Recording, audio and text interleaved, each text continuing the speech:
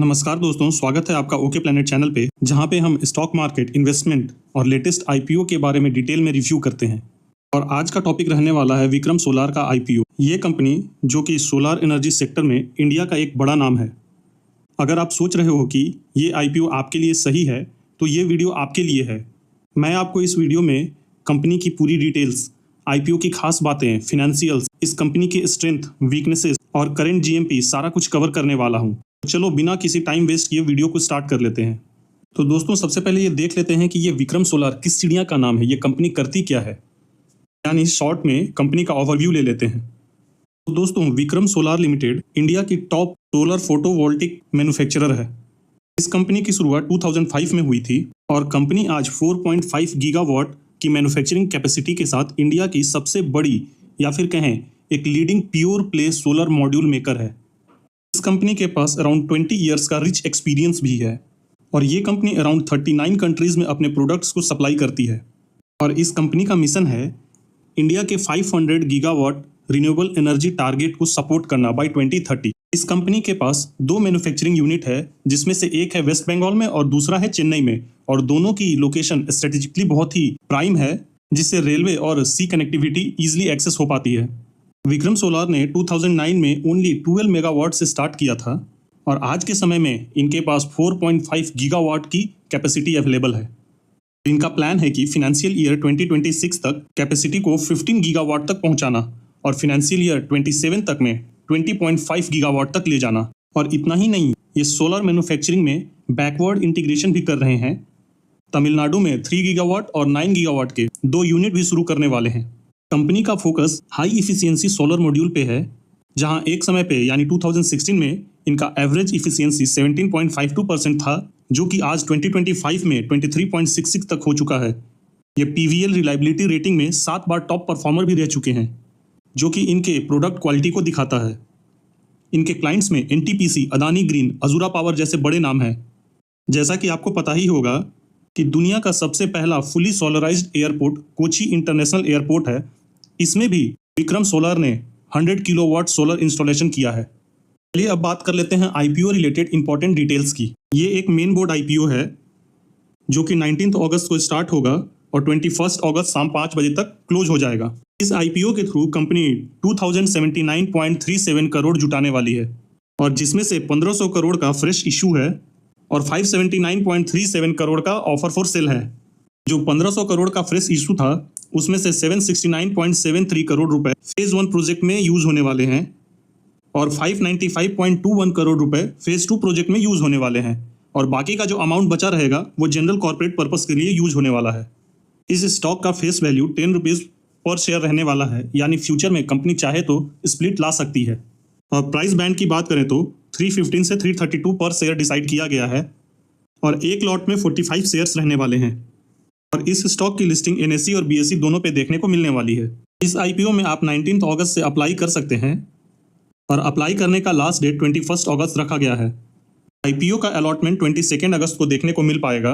अगर आपको IPO allot नहीं होता है तो आपको रिफंड 25 अगस्त से देखने को मिलेगा, और अगर आपको आईपीओ में शेयर्स अलॉट होते हैं तो आपके डीमेट अकाउंट में ये 25 अगस्त को क्रेडिट कर दिए जाएंगे और 26 अगस्त को विक्रम सोलार का लिस्टिंग देखने को मिलेगा, यानी 26 अगस्त से विक्रम सोलार का शेयर्स मार्केट में ट्रेड होते हुए नजर आएगा। रिटेल कैटेगरी में मिनिमम आप एक लॉट के लिए अप्लाई कर सकते हैं, जिसमें आपको 45 शेयर्स मिलेंगे और उसके लिए आपको 14,940 रुपीज पे करने होंगे। वैसे ही रिटेल कैटेगरी में मैक्सिमम आप 13 लॉट के लिए अप्लाई कर सकते हैं, जिसमें आपको 585 शेयर मिलेंगे और इसके लिए आपको 1,94,220 रुपीज पे करने होंगे। स्मॉल एचएनआई में मिनिमम आप 14 लॉट के लिए जा सकते हैं, जिसमें आपको 630 शेयर अलॉट होंगे और जिसके लिए आपको 2,09,160 रुपीज पे करना होगा। और स्मॉल एचएनआई के मैक्स कैटेगरी में आप 66 लॉट के लिए जा सकते हो, जिसके लिए आपको 9,86,040 रुपीज पे करने होंगे। वहीं बिग एचएनआई में 67 का लॉट होने वाला है, जिसके लिए आपको 10,09,80 रुपीज पे करने होंगे। इस आईपीओ में 50% शेयर क्यूआईबी कैटेगरी के लिए रिजर्व रखा गया है और रिटेल कैटेगरी के लिए यह 35% रिजर्व है, और एनआईआई यानी नॉन इंस्टीट्यूशनल इन्वेस्टर्स के लिए 15% शेयर रिजर्व किया गया है। वैसे देखा जाए तो 19 अगस्त से जो भी आईपीओ आने वाले हैं मार्केट में, उनमें यह सबसे बड़ा आईपीओ रहने वाला है। बट फिर भी आपको पता है कि अभी के समय में जो भी सोलर इंडस्ट्री से रिलेटेड आईपीओज आ रहे हैं, उसमें डिमांड बहुत ज़्यादा रह रहा है तो 35% रिटेल के लिए रिजर्वेशन है, फिर भी इस आईपीओ में अलॉटमेंट मिलना थोड़ा मुश्किल होने वाला है। इस कंपनी से रिलेटेड हमारे पास 3 इयर्स का फिनेंशियल डेटा अवेलेबल है। टोटल इनकम की बात करें तो 2023 में इसका टोटल इनकम 2091.91 करोड़ देखने को मिल रहा था, जो कि 2024 में ये बढ़ के 25,023.96 करोड़ देखने को मिला है।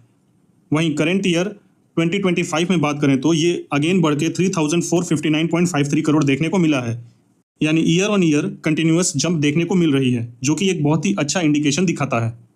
वहीं प्रॉफिट आफ्टर टैक्स की बात करें तो 2023 में 14.49 करोड़ देखने को मिल रहा था, जो कि 2024 में ये बढ़ के 79.72 करोड़ देखने को मिला है। यानी प्रॉफिट आफ्टर टैक्स में ईयर ऑन ईयर 450% की जंप देखने को मिली है। वहीं 2024 के रिस्पेक्ट में 2025 की बात करें तो ये 139.83 करोड़ देखने को मिल रहा है। मीन्स इसमें भी ईयर ऑन ईयर अगर हम देखें तो 75% की जंप देखने को मिल रही है। यानी प्रॉफिट आफ्टर टैक्स भी बहुत ही अच्छा देखने को इस कंपनी का मिल रहा है। रिजर्व्स और सरप्लस की बात करें तो जहां 2023 में ये 113.07 करोड़ देखने को मिल रहा था, वही 2024 में ये बढ़ के 192.16 करोड़ देखने को मिला है, और अभी 2025 में ये अगेन बढ़ के 932.6 करोड़ देखने को मिल रहा है। यानी रिजर्व्स एंड सरप्लस में भी एक सिग्निफिकेंट जंप देखने को मिल रहा है। इस कंपनी का आरओई 16.57% देखने को मिल रहा है, आरओसीई 24.49% देखने को मिल रहा है। डेब्ट टू इक्विटी रेशियो की बात करें तो 0.19 देखने को मिल रहा है।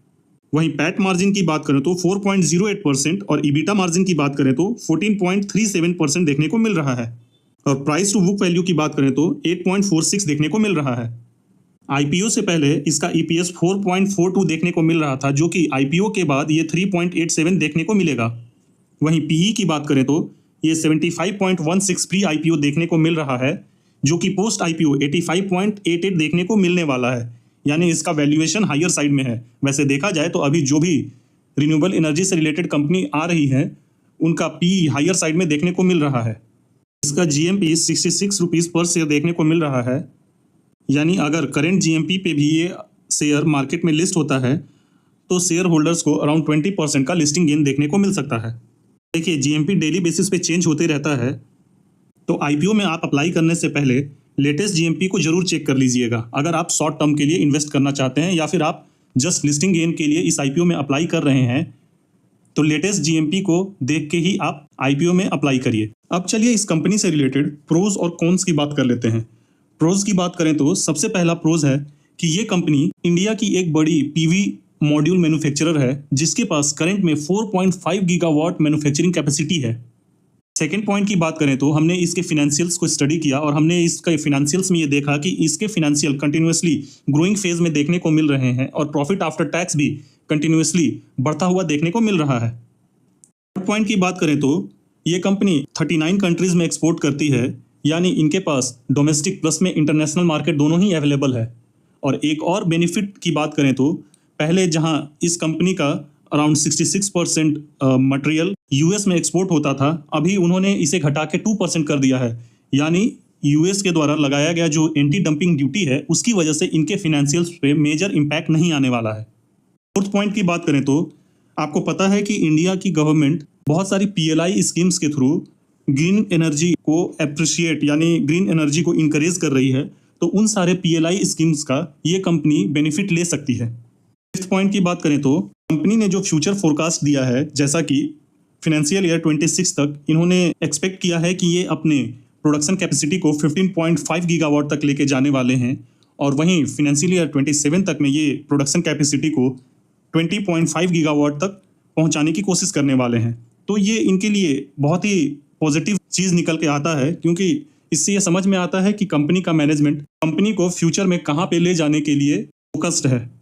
सिक्स्थ पॉइंट की बात करें तो जैसा कि हमने स्टडी किया था कि टीवीएल रिलायबिलिटी रेटिंग में ये 7 बार की टॉप परफॉर्मर है। इसका मतलब ये है कि इनका प्रोडक्ट क्वालिटी वाइज बहुत ही अच्छा होता है, तो आने वाले समय में भी इनके प्रोडक्ट्स का डिमांड देखने को मिलेगा। अब चलिए इस कंपनी से रिलेटेड कॉन्स पे भी एक नज़र डाल लेते हैं।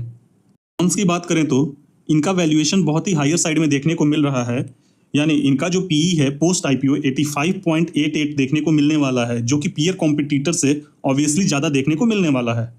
सेकंड कॉन्स की बात करें तो इनका कंपटीशन मार्केट के बड़े बड़े कंपनियों से होने वाला है, जैसे कि Waaree energies, premier energies, Tata power solar. तो ये जैसे बड़े प्लेयर्स हैं, तो इनका कंपटीशन अब जब ये मार्केट में लिस्ट हो जाएंगी तो इनके साथ देखने को मिलने वाला है।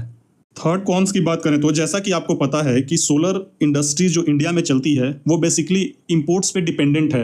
Most of the components China से इंपोर्ट किया जाता है और यहाँ पे असेंबली करके वापस से इसे डोमेस्टिक प्लस में इंटरनेशनल मार्केट्स में सेल किया जाता है।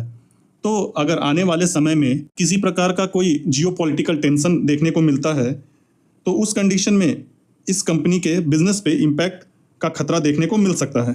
और फोर्थ पॉइंट की बात करें तो जो अभी के समय में इस कंपनी के लिए प्रोज है वही फ्यूचर में कॉन्स में भी बदल सकता है। जैसा कि हमने स्टडी किया कि अभी के समय में कंपनी बहुत सारी PLI स्कीम का फ़ायदा उठा रही है, तो आने वाले फ्यूचर में अगर गवर्नमेंट ये PLI स्कीम्स को बंद कर देती है तो ये बेनिफिट इनके लिए खत्म हो जाएगा और जिसका सीधा इम्पैक्ट इनके रेवेन्यू पे यानी प्रॉफिट आफ्टर टैक्स पे देखने को मिलेगा। और फिफ्थ और लास्ट कॉन्स की बात करें तो जैसा कि आपने रिसेंट के 4-5-6 महीनों में देखा होगा कि अभी के समय में जितने भी खास करके सोलर एनर्जी से रिलेटेड जो स्टॉक्स शेयर मार्केट में लिस्टेड हैं उनमें अच्छा खासा एक करेक्शन देखने को मिला है। वो XYZ बहुत सारे रीजंस की वजह से देखने को मिल रहा है, जिसमें US का एंटी डंपिंग ड्यूटी प्लस में इंडियन मार्केट में एक प्रेशर देखने को मिल रहा है, वो भी एक रीज़न है। बट ये सारे सिनेरियो का इम्पैक्ट इसके IPO के लिस्टिंग पे भी देखने को मिलेगा। तो क्या आपको विक्रम सोलर IPO में इन्वेस्ट करना चाहिए या नहीं करना चाहिए? तो देखिए, ये टोटली आपका डिसीजन हो सकता है कि आपको इसके साथ जाना है या नहीं जाना है। बट अगर आप शॉर्ट टर्म में लिस्टिंग गेन के लिए जाना चाहते हो तो इसके लास्ट डेट तक में जो GMP देखने को मिलेगा उसके बेसिस पे आप डिसाइड कर सकते हो। लॉन्ग टर्म की बात करें तो अगर जियोपॉलिटिकल टेंशन ईज होता है और एंटी डंपिंग ड्यूटी या फिर USA के थ्रू इंडिया के ऊपर जो बहुत सारे तरह के टैरिफ्स लगाए जा रहे हैं उसका प्रेशर रिलीज होता है, तो आने वाले समय में ये सेक्टर और ग्रो कर सकता है। बट वैसे देखा जाए तो इसका वैल्यूएशन अभी हायर के साइड में है। तो लिस्टिंग के बाद अगर मार्केट में प्रेशर आता है तो एक अच्छा खासा करेक्शन भी देखने को मिल सकता है। देखिए, ये जो मैंने वीडियो बनाया है जस्ट एक एजुकेशन पर्पस के लिए है। इसमें दी गई जानकारी मेरे द्वारा किसी भी प्रकार के किसी भी IPO या स्टॉक्स में बाई या सेल करने का कोई रिकमेंडेशन नहीं है। आप इस IPO में अप्लाई करने से पहले एक बार खुद से स्टडी कर लें या फिर आपके खुद के फाइनेंशियल एडवाइजर की सलाह जरूर ले लें और उसके बेसिस पे ही इस IPO में इन्वेस्ट करें या फिर अप्लाई करें। तो मिलते हैं किसी और वीडियो में, तब तक के लिए धन्यवाद। जय हिंद।